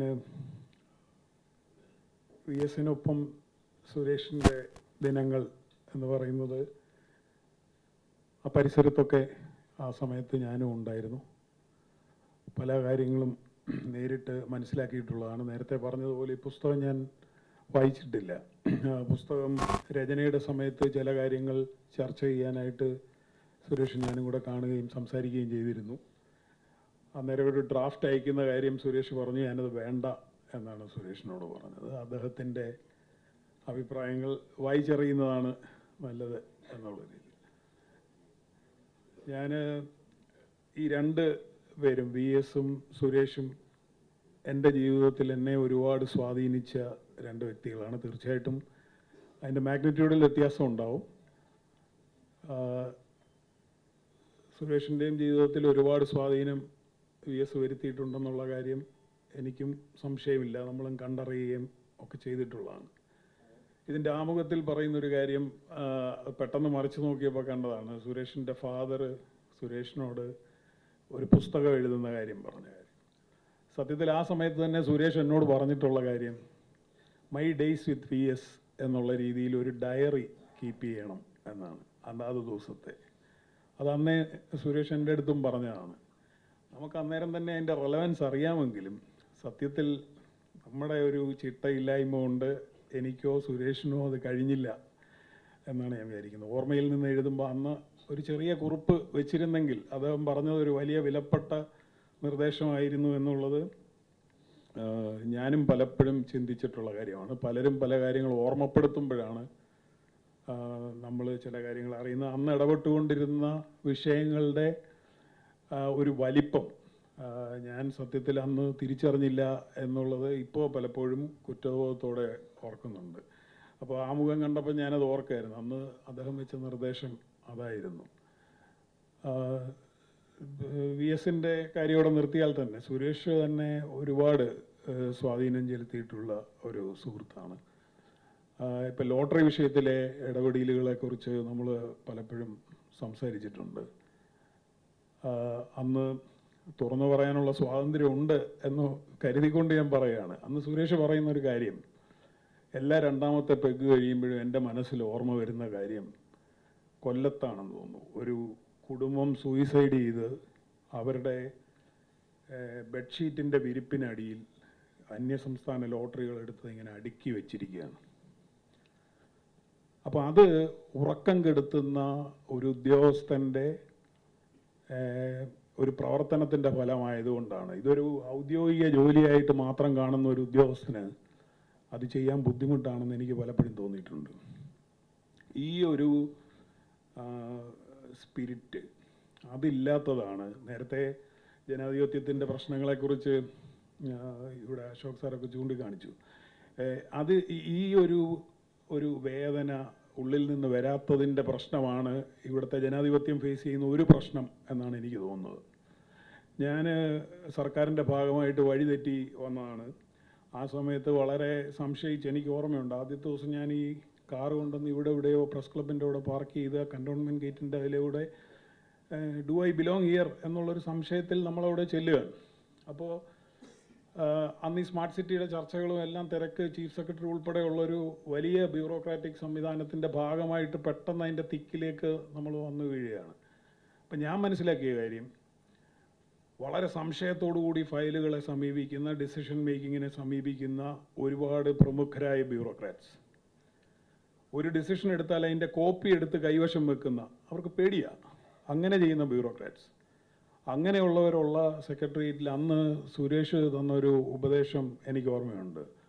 സുരേഷ് എന്നോട് പറഞ്ഞു, ജോസഫെ, ഫയലിനെ പേടിക്കണ്ട, നെപ്പോട്ടിസം ഇല്ല, സാമ്പത്തികമായിട്ടുള്ള പ്രശ്നങ്ങളൊന്നും ചെയ്യുന്നില്ലെങ്കിൽ ഒന്നും സംഭവിക്കാനില്ല, ധൈര്യമായിട്ട് ചെയ്യുക എന്നുള്ളതാണ്.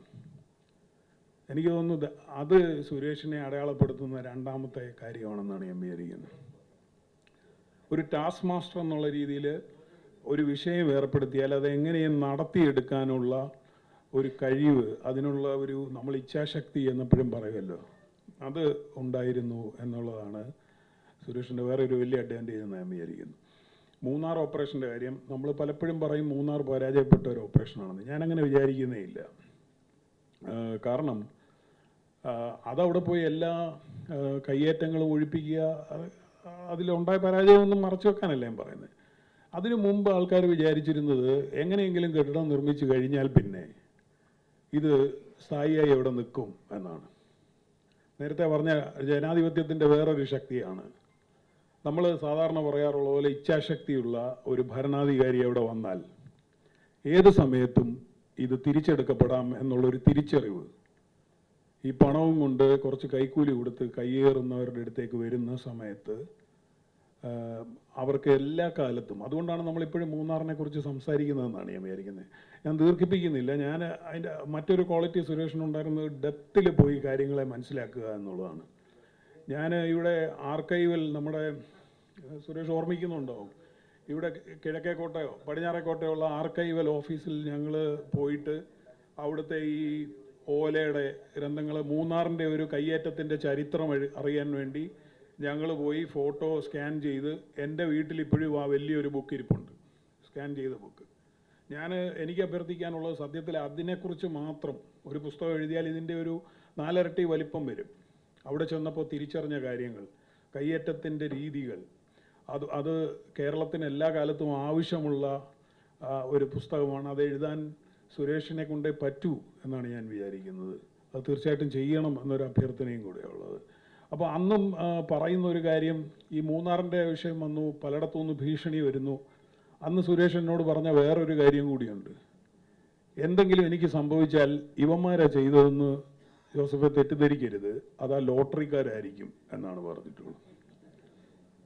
അപ്പോൾ എന്ന് പറഞ്ഞാൽ അങ്ങനെ ഒരു തരത്തിൽ ഒരു ഡയറിങ് ആയിട്ട് ഈ പ്രവൃത്തി ഏറ്റെടുത്ത് ചെയ്തു എന്നുള്ളത് യഥാർത്ഥത്തിൽ മാർക്ക് ചെയ്യപ്പെടേണ്ട ഒരു കാര്യമാണ്.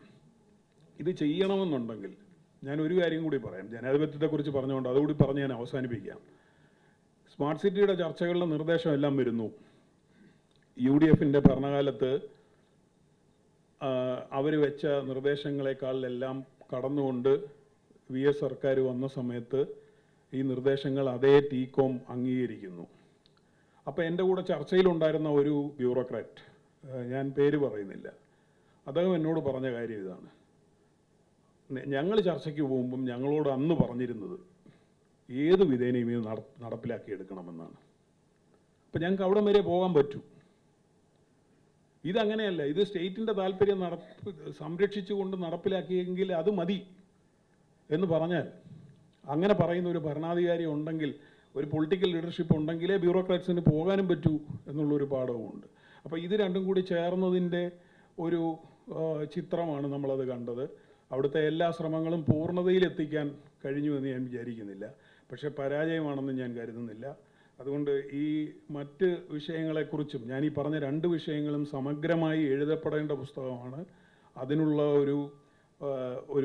ഒരു പേഷ്യൻസ് സുരേഷ് കാണിക്കണം. VSൻ്റെ കൂടെ അടുത്ത് ഇടപഴകിയിട്ട് ഞങ്ങൾക്കൊന്നും കിട്ടാത്ത ഒരു കാര്യം ആ ചിട്ടയാണ്. അത് ചിട്ടയായിട്ട് ചെയ്താലേ അത് ചെയ്യാൻ കഴിയുള്ളൂ. അത് തീർച്ചയായിട്ടും കേരളം ആവശ്യപ്പെടുന്ന പുസ്തകങ്ങളാണ് എന്നാണ് ഞാൻ വിചാരിക്കുന്നത്. ഇപ്പോഴത്തെ അദ്ദേഹത്തിൻ്റെ പാഷൻ എന്നും എഡ്യൂക്കേഷനിലായിരുന്നു. തീർച്ചയായിട്ടും അതിന് എല്ലാ ഭാവങ്ങളും ആയുരാരോഗ്യ സൗഖ്യം, പുസ്തകങ്ങൾ എഴുതാനുള്ള കഴിവ് എല്ലാം നേർന്നുകൊണ്ട് ഞാൻ നിർത്തുന്നു. നന്ദി.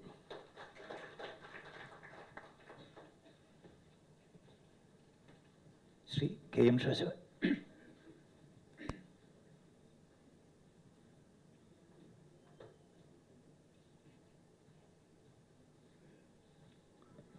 പ്രിയപ്പെട്ട Shri justice Kamal Pasha, Shri B. Ashok IAS, Prashanth, Joseph, Suresh, എന്താണ് ഞാൻ പറയേണ്ടതെന്നുള്ളത് എനിക്കറിയില്ല. ഞാൻ ജോസഫിനെ കുറിച്ച് എനിക്ക് സുരേഷിനെ കുറിച്ചാണ് കുറച്ച് കാര്യങ്ങൾ പറയാനുള്ളത്. ഞാൻ വേറെ ഒരു കാര്യങ്ങളിലേക്ക് ഞാൻ പോകുന്നില്ല. ഈ പുസ്തകം സുരേഷ് ഞാനുമായിട്ട് ചർച്ച ചെയ്തിട്ടുമില്ല. കുറേ കാലം മുമ്പ് എന്നോട് പറഞ്ഞു ഇങ്ങനൊരു പുസ്തകം എഴുതാൻ പോകുന്നുണ്ട് എന്ന് പറഞ്ഞു. അപ്പോൾ അത് കഴിഞ്ഞിട്ട് പിന്നെ പുസ്തകം പ്രസിദ്ധീകരണവുമായി ബന്ധപ്പെട്ടിട്ട് എനിക്ക് വാട്സാപ്പിൽ ഒരു സന്ദേശം കിട്ടുമ്പോഴാണ് ഞാൻ ഇടപെടുകയും കുറച്ച് ആളുകളെയൊക്കെ വിളിക്കണം എന്നൊക്കെ പറയുകയൊക്കെ ചെയ്തത്. എനിക്കിപ്പോൾ ഓർമ്മ വരുന്നൊരു പ്രധാനപ്പെട്ട കാര്യം എന്ന് പറയുന്നത്, ഈ VS എന്ന് പറയുന്ന ആ ഒരു പ്രതിഭാസത്തെക്കുറിച്ചിട്ടാണ്. കഴിഞ്ഞ ദിവസം ഒരാളെന്നോട് പറഞ്ഞു ലോക ചരിത്രത്തിൽ പോലും ഇതുപോലത്തെ സംഭവം കാണില്ല എന്ന് പറഞ്ഞു. അപ്പോൾ ഞാൻ ചോദിച്ചു എന്താണെന്ന് ചോദിച്ചു. പറഞ്ഞു 19 വയസ്സിന് മുകളിലുള്ളൊരു മനുഷ്യൻ, രാഷ്ട്രീയക്കാരൻ, മിനിമം വിദ്യാഭ്യാസം. അപ്പോൾ അദ്ദേഹത്തിൻ്റെ കൂടെ കുറച്ച് ആളുകൾ വന്നിങ്ങ് കൂടുന്നു, ഒരു 5-6 ആൾ. അതിൽ ഞാനുണ്ട്, സുരേഷുണ്ട്, ജോസഫ് സി മാത്യു ഉണ്ട്, ഇവിടെ പുറകിലിരിക്കുന്ന G. ശക്തിധരൻ അങ്ങ് പുറകിലിരിപ്പുണ്ട്. G. ശക്തിധരനും പ്രസംഗിക്കേണ്ടതായിരുന്നു എന്നുള്ളൊരു ആഗ്രഹമാണ് എനിക്കുള്ളത്. പക്ഷേ ഞാൻ പ്രസംഗിക്കാൻ G. ശക്തിധരനെ വിളിക്കാത്തത് എനിക്കൊരു ഭയമുള്ളതുകൊണ്ടാണ്. കുറേ വർഷങ്ങൾക്ക് മുമ്പ് ഇതുപോലൊരു കൂട്ടായ്മ എറണാകുളത്ത് കൂടിയപ്പോൾ ഞാൻ നിർബന്ധിച്ച് ശക്തിധരനെ പ്രസംഗിക്കാൻ വിളിച്ചു. ശക്തിധരൻ അവിടെ നിന്ന് പ്രസംഗിച്ചു. ശക്തിധരൻ കുറച്ച് വൈകാരികമായി. അത് കഴിഞ്ഞ് ശക്തിധരന് വീട്ടിൽ ചെന്നപ്പോഴത്തേക്കൊരു ചെറിയ അസ്വസ്ഥതയൊക്കെ വന്ന് ശക്തിധരൻ ആശുപത്രിയിലായി. അപ്പോൾ അതുകൊണ്ട് ഞാനിന്ന് ശക്തിധരനെ വിളിച്ചപ്പോൾ ഞാൻ പറഞ്ഞു ശക്തിധരൻ പ്രസംഗിക്കണം എന്നെനിക്ക് ആഗ്രഹമുണ്ട്, പക്ഷേ പ്രസംഗിക്കാൻ വിളിക്കാൻ എനിക്ക് ഭയമാണ് എന്ന് പറഞ്ഞുകൊണ്ടാണ് ശക്തിധരൻ അവിടെ ഇരിക്കുന്നത്. അല്ലെങ്കിൽ ശക്തിധരൻ പ്രസംഗിക്കേണ്ട ആളാണ്, ഒരു സംശയത്തിലില്ല. പിന്നെ അതിൻ്റെ പുറകിലൊരാളിരിപ്പുണ്ട്, താടിക്കാരൻ, ഒരു പ്രായമായ മനുഷ്യൻ. അയാളുടെ പേരാണ് P. വേണുഗോപാൽ. വേണുവും യഥാർത്ഥത്തിൽ പ്രസംഗിക്കേണ്ട ഒരാളാണ്. പക്ഷെ വേണുവിന് അങ്ങനെ പ്രസംഗമൊന്നും വലിയ ശീലമില്ലാത്തതുകൊണ്ട് ആണ് വേണുവിനെ പ്രസംഗിക്കണമെന്ന് ഞാൻ നിർബന്ധിക്കാത്തത്. പിന്നെ മുമ്പിലും ഒരു നരച്ച മുടിയുള്ളൊരു മനുഷ്യരിപ്പുണ്ട്, അദ്ദേഹത്തിൻ്റെ പേരാണ് E. കുഞ്ഞികൃഷ്ണൻ. പിന്നെ ജോസഫ് ഇരിപ്പുണ്ട്, സുരേഷ് ഇരിപ്പുണ്ട്. അപ്പം ഇത്രയും പേരാണ് ഈ 5 വർഷം കൊണ്ട് 85 വയസ്സുള്ള 8ാം ക്ലാസ് വരെ പഠിച്ചൊരു മനുഷ്യനെ കേരളത്തിൽ മുഖ്യമന്ത്രിയാക്കിയത്. അത് കഴിഞ്ഞ് അവരെല്ലാവരും പിരിഞ്ഞങ്ങ് പോവുകയും ചെയ്തു. ഇതുപോലൊരു സംഭവം ലോകത്തൊരിടത്തും ഉണ്ടായി കാണുമെന്ന് എനിക്ക് തോന്നുന്നില്ല. അപ്പോൾ അതിൽ എനിക്ക് ഈ സുരേഷുമായി ബന്ധപ്പെട്ട് ചില്ലറ കാര്യങ്ങൾ മാത്രം പറഞ്ഞുകൊണ്ട് ഞാൻ അവസാനിപ്പിച്ചോളാം. എൻ്റെ ചില വ്യക്തിഗത അനുഭവങ്ങൾ. നമ്മളന്ന് വി എസിനോട് ചേർന്നപ്പം ഒരു സംഘം വി എസിനോട് ഉണ്ടാകണം, എന്നാലേ നമ്മൾ എത്തേണ്ടടുത്ത് എത്തൂ എന്ന് പറഞ്ഞുകൊണ്ടാണ് ഈ ആളുകളെല്ലാം ഇത് കൂട്ടത്തിൽ കൂടുന്നത്. ജോസഫ് IT മേഖലയുമായി ബന്ധപ്പെട്ട് വന്നു. ശക്തിധരൻ രാഷ്ട്രീയം ഒരർത്ഥത്തിൽ വി എസിൻ്റെ കൂടെ 5 വർഷം ജോലി ചെയ്തപ്പോൾ വി എസ് ഏറ്റവും കൂടുതൽ മുന്നിൽ നിന്ന് പോരാടിയൊരു മേഖല രാഷ്ട്രീയമായിരുന്നു. ആ രാഷ്ട്രീയത്തിൻ്റെ മേഖലയിൽ വി എസിന് ഈ വേണു പലപ്പോഴും പറഞ്ഞ പോലെ മുഴുവൻ വെടിമരുന്നും കൊടുത്തിട്ടുള്ള ആളാണ് ജി ശക്തിധരൻ. ദശാമാനിൽ നേരിനൊപ്പം ദശാമാനിൽ ഒരു കോൾ എഴുതണം വി എസിന് എന്നൊരു അഭിപ്രായം വന്നു. അപ്പം ശക്തിധരനാണ് നേരിനൊപ്പം എന്ന പേര് നിർദ്ദേശിച്ച മനുഷ്യൻ. അപ്പം ശക്തിധരൻ വന്നു. അപ്പോൾ പരിസ്ഥിതിയുമായി ബന്ധപ്പെട്ട് എന്തൊക്കെ ചെയ്യണം എന്നൊക്കെ പറഞ്ഞപ്പോഴത്തേക്കാണ് വേണുവും കുഞ്ഞികൃഷ്ണനും മനസ്സിൽ വരുന്നത്. വേണു ഒന്ന് ഹിന്ദുവിൻ്റെ സ്പെഷ്യൽ കറസ്പോണ്ടൻ്റാണ്. ഒരു വിട്ട വഴിയിലൂടെ സഞ്ചരിക്കുന്ന ഒരു ആളായിരുന്നു വേണു. അപ്പോൾ വേണുവാണ് കുഞ്ഞികൃഷ്ണ സാറിൻ്റെ പേര് സജസ്റ്റ് ചെയ്തത്. അന്ന് എനിക്ക് ഓർമ്മയുണ്ട്, ഈ മതികെട്ടാനുമായി ബന്ധപ്പെട്ട് വി എസ് ഇടപെടണമെന്ന് പറയുമ്പോൾ വേണുവും കുഞ്ഞികൃഷ്ണ സാറൊക്കെ വരും, ഇരുന്ന് കാര്യങ്ങളൊക്കെ തയ്യാറാക്കി അങ്ങനെയാണ് പോകുന്നത്. എനിക്കൊന്ന് പൂയംകുട്ടിയിലെങ്ങാണ്ട് പോകാൻ വേണ്ടിയിട്ട് വേണു ഒരു വാർത്ത എഴുതി, അവിടെ വലിയ കയ്യേറ്റം നടക്കുന്നു എന്നൊക്കെ പറഞ്ഞ് വാർത്ത എഴുതി. അപ്പോൾ അവിടെ പോകണം എന്ന് പറയും വി എസ് പറഞ്ഞു. അപ്പോൾ അങ്ങനെ കുഞ്ഞികൃഷ്ണ സാർ എനിക്ക് തോന്നുന്നു 2-3 മാസം അവിടെ കാട്ടിൽ പോയി അവിടെ കൂടെ എല്ലാം നടന്ന് കയ്യേറ്റങ്ങൾ മുഴുവൻ മാപ്പ് ചെയ്ത് അങ്ങനെയാണ് പൂയംകുട്ടിയിലേക്ക് പോകുന്നത്. അപ്പം അങ്ങനെയൊക്കെ കാര്യങ്ങൾ ചെയ്തുകൊണ്ടിരിക്കുന്നതിനിടയിലാണ് ഈ പത്രങ്ങളിൽ ഈ ഓൺലൈൻ ലോട്ടറി തട്ടിപ്പുമായി ബന്ധപ്പെട്ടിട്ട് ഇങ്ങനെ നിരന്തരം വാർത്തകൾ വന്നുകൊണ്ടിരിക്കുന്നു, വളരെ ആധികാരികമായിട്ടുള്ള വാർത്തകൾ. അപ്പോൾ ഇങ്ങനെ കണ്ടു. അപ്പോൾ ഞാൻ ഈ സോമനാഥ്, അദ്ദേഹം നമ്മെ വിട്ടുപോയി, മനോരമയിലെ ഏറ്റവും പ്രധാനപ്പെട്ട ഒരു പരിസ്ഥിതി റിപ്പോർട്ടറായിരുന്നു. അപ്പോൾ ഞാൻ സോമനോട് ചോദിച്ചു, സോമ ഇതെന്താണ്, ഇത് എവിടെ നിന്നാണ് ഈ വാർത്തകളൊക്കെ ഇങ്ങനെ പത്രത്തിൽ ഇങ്ങനെ ആധികാരികമായിട്ട് വരുമെന്ന് പറഞ്ഞപ്പോൾ പറഞ്ഞു, ഒരു സുരേഷ് കുമാർ എന്ന് പറഞ്ഞ ഒരാളുണ്ട്, അയാളാണ് ഇതിൻ്റെ എല്ലാം പുറകിൽ. അപ്പോൾ ഞാൻ പറഞ്ഞു, ഇത് അയാൾ IAS അല്ലേ? അത് പറഞ്ഞിട്ട് കാര്യമില്ല, അത് ആ ഒരു ബ്രീഡല്ല, അത് വേറൊരു തിരക്കാരനാണ്. അപ്പോൾ അയാളാണ് ഇതിൻ്റെ എല്ലാം പുറകിൽ. ഞാൻ നോക്കിയപ്പോഴത്തേക്ക് വി എസിന് ഇടപെടാൻ പറ്റിയ ഏറ്റവും പ്രധാനപ്പെട്ട വിഷയമാണ്. അപ്പോൾ ഞാൻ സോമനാഥനോട് പറഞ്ഞപ്പോൾ സോമനാഥ് പറഞ്ഞിങ്ങനെ സുരേഷ് കുമാർ എന്ന ഒരാളുണ്ട്, അയാൾ എവിടെയാണ് വികാസ് ഭവനിലാണ് ജോലി ചെയ്യുന്നത്, വിളിച്ചാൽ മതി എന്ന് പറഞ്ഞ് ഞാൻ വിളിക്കുമ്പോൾ എനിക്കൊരു ചെറിയൊരു ചളിപ്പുണ്ടായിരുന്നു. കാരണം നമ്മൾ ഈ IAS കാരൊന്നും നമ്മൾ വിളിച്ചിട്ടില്ല, IAS കാരായിട്ട് നമുക്ക് സഹകരണവും ഇല്ല, അന്നുമില്ല ഇന്നുമില്ല. അപ്പോൾ ഞാനിങ്ങനെ ഒരു മടിച്ച് വിളിച്ചു. അപ്പോൾ എന്നോട് വരാൻ പറഞ്ഞു. അപ്പോൾ ഞാൻ ഒരു 6-6:30 മണിയാകുമ്പോഴത്തേക്കും മടിച്ച് അവിടെ വികാസ് ഭവനിൽ ചെന്ന് ഒരു മുറി കൊട്ടി ഇങ്ങനെ തുറക്കുമ്പോൾ മുറിയിൽ നിറച്ച് പുകയാണ്. ഇതൊന്ന് സിനിമയൊക്കെ ചെയ്തെങ്കിൽ ചെയ്യാതെ ഫുൾ പുകയിൽ ഒരു മനുഷ്യൻ ഈ കസേരയിൽ കാലും കയറ്റി ഇങ്ങനെ ഇരിക്കുന്നു. ഞാൻ പുറകിൽ നിന്നാണ് ഞാൻ ചെല്ലുന്നത്. പുകയുടെ മണം കൊണ്ട് സഹിക്കാൻ മേല. അല്ല, എനിക്കറിയില്ല, ഇനിയോ എന്തായാലും നിറച്ചു പുക, സിഗരറ്റ് പുക എന്ന് തന്നെയാണ് എനിക്ക് തോന്നുന്നത്. കാരണം വെച്ചാൽ ഞാനും ഒന്ന് നല്ലപോലെ സിഗരറ്റ് വലിക്കുന്ന കൂട്ടത്തില്ല കേട്ടോ, അതുകൊണ്ട് അത് സിഗരറ്റിൻ്റെ പുക തന്നെയായിരുന്നു, ഞാൻ തെറ്റിദ്ധരിക്കുന്നില്ല. അങ്ങനെയാണ് ഞാൻ ഈ മനുഷ്യനെ ഞാൻ കണ്ടുപിടിക്കുന്നത്, ഈ ഇരിക്കുന്ന സുരേഷിനെ. അങ്ങനെ സുരേഷുമായിട്ട് സംസാരിച്ചു. അങ്ങനെ സുരേഷിനെ കൊണ്ട് വി എസ് എടുത്തിരുന്നു. അപ്പം ഈ ജോസഫ് പറഞ്ഞ ഒരു വിഷയമുണ്ട്. സുരേഷിനെ കൊണ്ടു ചെല്ലുന്നതിന് മുമ്പ് വി എസിൻ്റെ അടുത്ത് ആദ്യം ചെന്ന് പറഞ്ഞതാണ്, അവിടെ ശക്തികുളങ്ങരയിൽ ഒരു തൊഴിലാളിയും അയാളുടെ ഭാര്യയും അവർ ആത്മഹത്യ ചെയ്ത് കിടക്കുകയാണ്. അതിൻ്റെ ഇടയിൽ 1.5 ലക്ഷം രൂപയുടെ ഓൺലൈൻ ലോട്ടറി കിട്ടി. ഇത് സുരേഷ് അന്ന് ചെന്നപ്പോൾ എന്നോട് പറഞ്ഞതാണ്. അത് ഞാൻ വി എസോട് പറഞ്ഞു.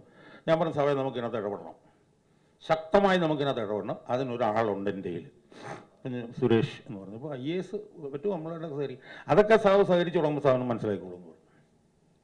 അങ്ങനെ തുടങ്ങിയ ഒരു സഹകരണം ഒരു ഘട്ടമൊക്കെ കഴിയുമ്പോഴത്തേക്ക് വി എസ് എന്നോട് പറയും, ആ സുരേഷിനെ വിളിക്ക് എന്ന് പറയും.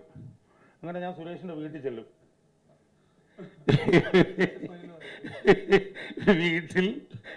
ഞാൻ അവിടെ നിർത്തുന്നു. എന്നിട്ട് ഞങ്ങൾ അവിടെ ഇരുന്ന് സുരേഷ് രാവിലെ ആയിരിക്കും കുളിച്ച് ഷർട്ടും പാൻറ്റും ഒക്കെ ഇട്ട് വി എസിൻ്റെ അടുത്ത് വരും. അങ്ങനെ ഈ മനുഷ്യൻ്റെ ഒരൊറ്റ ഇടപെടലിലാണ് വി എസ് ഓൺലൈൻ ലോട്ടറിക്കെതിരായിട്ടുള്ള ത്യാഗോജ്വലമായിട്ടുള്ള പോരാട്ടം നടത്തി ഉമ്മൻചാണ്ടി മുഖ്യമന്ത്രിയായിരിക്കുമ്പോൾ സുപ്രീം കോടതിയിൽ നിന്ന് ഓൺലൈൻ ലോട്ടറി നിരോധിച്ച ഉത്തരവാണ്. അതിലൊരു സംശയവും വേണ്ട. അതിൽ ഞാൻ പുകഴ്ത്തുന്ന ആൾ പുറഞ്ഞുറിയുന്ന ആളൊന്നുമല്ല. പക്ഷേ അതിൽ സുരേഷിൻ്റെ പങ്ക് നിസ്തുലമാണ്. സുരേഷ് പിന്നെ പത്രസമ്മേളനം നടത്തി കഴിഞ്ഞാൽ പിന്നെ സുരേഷിനെ പിന്നെ കാണില്ല. പലതും പറയാൻ വയ്യ. ഒരു ദിവസം പത്രസമ്മേളനം കഴിഞ്ഞ് ഉച്ച കഴിഞ്ഞ് ഗംഭീരമായി ഭയങ്കര 4 കോളം വാർത്തയൊക്കെ ആയി ഞാൻ വിളിക്കുമ്പോഴത്തേക്കും ഒരു പിന്നെ ഫിഷിംഗ് ബോട്ടിൻ്റെ സൗണ്ടാണ് ഞാൻ ഫോണിൽ കൂടെ കേൾക്കുന്നത്. അപ്പം ഞാനൊരു ഇത് പത്രസമ്മേളനം കഴിഞ്ഞിട്ട് ഉച്ച കഴിഞ്ഞിട്ട് ഫിഷിംഗ് ബോട്ട്. അപ്പം പത്രസമ്മേളനം രാവിലെ കഴിഞ്ഞിട്ട് സുരേഷ് ഫിഷിംഗ് ബോട്ടിൽ കടലിലാണ് ഉച്ച കഴിഞ്ഞ്. മനസ്സിലായില്ലേ? പക്ഷേ ഈ വിഷയങ്ങളിലൊക്കെ ഉള്ളൊരു ഇടപെടലുണ്ടല്ലോ, ഓൺലൈൻ ലോട്ടറിയുടെ നിയമ പോരാട്ടം. ഒരു അജിത് പ്രകാശും അനിലും ഉണ്ടായിരുന്നു. ഞാൻ അവരെ വിളിക്കണമെന്ന് പറഞ്ഞിരുന്നതാണ്, പക്ഷെ അവർക്ക് വരാൻ പറ്റിയില്ല. 2 അഡ്വക്കേറ്റ്സ് ആണ്. ഒരു 3 പേരും കൂടെ എത്രയോ ദിവസം. ഞാൻ പറഞ്ഞു ഇതൊക്കെ ചരിത്ര സംഭവങ്ങളാണ്. നമ്മൾ അതിനുശേഷം പ്രതിപക്ഷ നേതാക്കന്മാരെ കണ്ടു, അവർ മുഖ്യമന്ത്രിമാരാവുന്നൊക്കെ നമ്മൾ പിന്നെ കണ്ടിട്ടുണ്ട്. ഇതൊരു സമാനതകളില്ലാത്ത ഒരു സംഭവമാണ്. ഇപ്പോൾ ഞാനത് കഴിഞ്ഞ് കുറേ വർഷം കഴിഞ്ഞിട്ട് ദിവസം ബെന്നി ബെഹനാനോട്ട് സംസാരിച്ചുകൊണ്ടിരിക്കുമ്പോഴത്തേക്കും പിന്നെ കോൺഗ്രസിൻ്റെ ഒരു അഭിഭാഷകനുണ്ട് ഡൽഹിയിൽ, കപിൽ സിബലുമൊക്കെ ആയിട്ട് ബന്ധപ്പെട്ട് പ്രവർത്തിക്കുന്ന ഒരാളാണ്. അയാളാണ് ഏക്കാനിയുടെ കാലത്ത് ഓൺലൈൻ ലോട്ടറിക്ക് വേണ്ടി സുപ്രീം കോടതിയിൽ ബാധിച്ചുകൊണ്ടിരുന്നത്. അപ്പോൾ അയാൾ എന്നോട് എന്നിട്ട് പറഞ്ഞു, ഓ ഷാജാൻ ഭയങ്കര പണിയായിട്ട് എനിക്കിത് ചെയ്തിട്ട് തോന്നുന്നു. ഞാൻ പറഞ്ഞു, എൻ്റെ സുഹൃത്തെ, ഞാൻ നിങ്ങളെ കണ്ടിട്ടില്ലല്ലോ എന്ന് പറഞ്ഞപ്പോൾ അയാൾ പറയുകയാണ്, സുപ്രീം കോടതിയിൽ ഓൺലൈൻ ലോട്ടറി വിഷയവുമായിട്ട് ബന്ധപ്പെട്ട് ചർച്ച വരും, വാദം വരും. വാദത്തിൽ അയാൾ ശക്തമായി വാദിച്ച് പുറത്തേക്ക് ഇറങ്ങി കഴിയുമ്പോൾ അതിൻ്റെ ലൂപ്ഹോളിനെ കുറിച്ചിട്ട് VSന്റെ പ്രസ്താവന വരെ വിടുന്നു. ഞാനത് ചെറിയൊരു ലൂപ്ഹോളെ കാണുള്ളൂ. പക്ഷെ ആ ലൂപ്ഹോള് എടുത്തിട്ട് ഇറങ്ങിക്കഴിയുമ്പോഴത്തേക്കും പിന്നെ VSന്റെ പേരിൽ ആ പ്രസ്താവന വരികയാണ്. മനസ്സിലായി? അപ്പം അതൊക്കെ നമ്മൾ ഇന്നത്തെ രാഷ്ട്രീയത്തിൻ്റെയൊക്കെ പശ്ചാത്തലത്തിൽ നിന്ന് നോക്കുമ്പോൾ ഞാനൊരു അത്ര ഒരു പെസിമിസ്റ്റിക് ആയിട്ട് ഞാൻ അതിനെ കാണുന്നില്ല. ഇപ്പോൾ പ്രശാന്ത് ആ നിലയിൽ ചിന്തിക്കുന്നതിൽ ഞാൻ പ്രശാന്തിനെ ഒന്നും കുറ്റപ്പെടുത്താൻ പറ്റില്ല. കാരണം ഒരു സർക്കാർ ചെന്നപ്പോൾ 6 7 8 പ്രാവശ്യം സസ്പെൻഡിൽ പോയൊരു മനുഷ്യനാണ് ഇയാൾ, ഒരു ഫേസ്ബുക്ക് പോസ്റ്റ് എഴുതിയതിന്. ഇപ്പോഴും തിരിച്ചു കയറിയെന്ന് എനിക്കറിയില്ല. തിരിച്ചു കയറുമെന്നാണ് എൻ്റെ വിശ്വാസം. മനസ്സിലായില്ലേ? അപ്പോൾ ഇതൊന്നും നടക്കാത്തതല്ല എന്ന് VSന്റെ കാലത്ത് അന്ന് തെളിയിച്ചതാണ്. ഉമ്മൻചാണ്ടി മുഖ്യമന്ത്രി ആയിരിക്കുമ്പോഴാണ് ഓൺലൈൻ ലോട്ടറി. അപ്പം അതിനകത്തൊക്കെ ഓരോ ഘട്ടത്തിലും നടത്തിയിട്ടുള്ള ഇടപെടലുകൾ, പ്രസ്താവനകൾ, പത്രസമ്മേളനങ്ങൾ, അത് മുഴുവൻ കൈകാര്യം ചെയ്തത് സുരേഷാണ്. അത് കൈകാര്യം ചെയ്യുമ്പോൾ സുരേഷ് IASൽ സിവിൽ സർവീസിൽ ഇരിക്കുകയാണെന്ന് നമ്മൾ ഓർക്കണം. ഇതൊക്കെ ഈ പറഞ്ഞ പോലെ അത്യസാധാരണമായിട്ടുള്ള അഭൂതപൂർവമായിട്ടുള്ള സമാനതകൾ ഇല്ലാത്ത സംഭവങ്ങളാണ്. ഇതിന് ഒരു ഘട്ടത്തിലും ഒരു സമാനതകൾ നമുക്ക് ഉണ്ടാക്കാൻ പറ്റുമെന്ന് ഞാൻ വിശ്വസിക്കുന്നില്ല. ഇനി അത് നടക്കുമെന്നും ഞാൻ വിശ്വസിക്കുന്നില്ല. ഇനി ഒരു VS ഉണ്ടാകുമെന്നോ, അല്ലെങ്കിൽ ഒരു ശക്തിധരൻ ഉണ്ടാകുമെന്നോ, അല്ലെങ്കിൽ സുരേഷ് ഉണ്ടാകുമെന്നോ, കുഞ്ഞികൃഷ്ണൻ ഉണ്ടാകുമെന്നോ, അല്ല ജോസഫ് സി മാത്യു ഉണ്ടാകുമെന്നോ ഞാൻ വിശ്വസിക്കുന്നില്ല. പക്ഷെ അന്ന് 2001 2006 കാലഘട്ടത്തിൽ ഉണ്ടായിട്ടുള്ള ആ സംഭവം ഉണ്ടല്ലോ, അതൊരു സംഭവമായിരുന്നു. അതിൻ്റെ ഒരു ഏഡ് ആണ് സുരേഷ് എഴുതിയിട്ടുള്ളത്. ഞാൻ പുസ്തകം വായിച്ചിട്ടില്ല. പുസ്തകം എനിക്കിനി വായിക്കണം. എന്തായാലും സുരേഷ് ഇപ്പോൾ വേറൊരു മേഖലയിലേക്കാണ് പോയിരിക്കുന്നത്. ആ മേഖലയിൽ സുരേഷൻ അടയാളപ്പെടുത്തിയിട്ടുണ്ട് എന്നുള്ളത് തന്നെയാണ് ഞാൻ വിശ്വസിക്കുന്നത്.